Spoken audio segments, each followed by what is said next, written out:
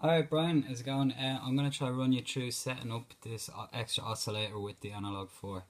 So we're on the CV channel here and we're going to go to CV1 first, CVA should I say.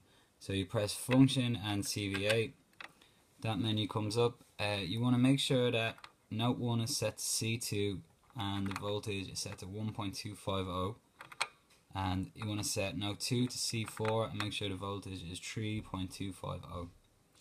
Okay, and then you press no to get out of that menu. Now if you want to control, if you want to use the oscillator instead of one of the A4's oscillators, what you do is, so you're in the CV track, and this, the top most right knob changes the source track. That's what the SRC stands for, source track. So say if you want to use the analog oscillator on track 1 instead of one of the A4's oscillators, select source track to 1, right, and that will make you'll be able to use it basically on that track.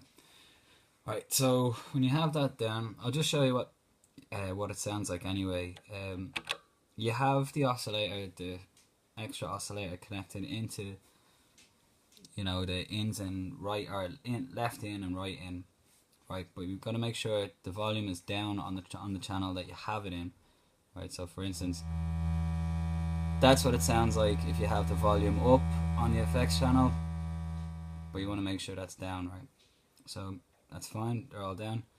So you go up into track 1 now. We're in track 1 and we're on oscillator 1 page, right? This is where I have the oscillator inserted in on.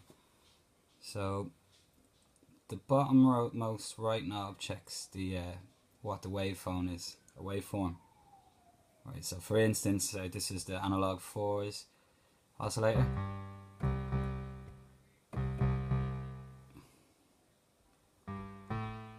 So that's the analog 4's oscillator.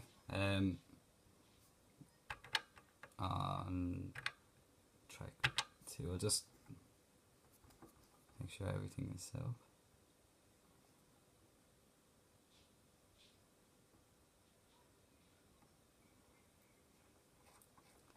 Okay, so there it is again. So sawtooth wave on track 1. That's what it's sounding like.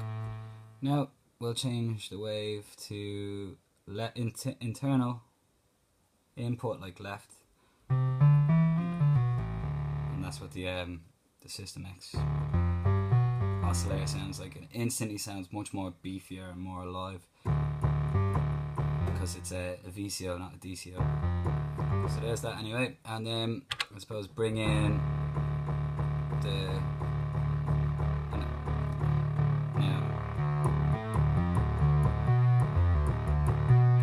two of them sound like together. Now I have this calibrated. Naturally enough, like, there's going to be a bit of drift because one is a DCO and one is a VCO, but you still get that. Completely changes the sound. Makes the sound much more vintage.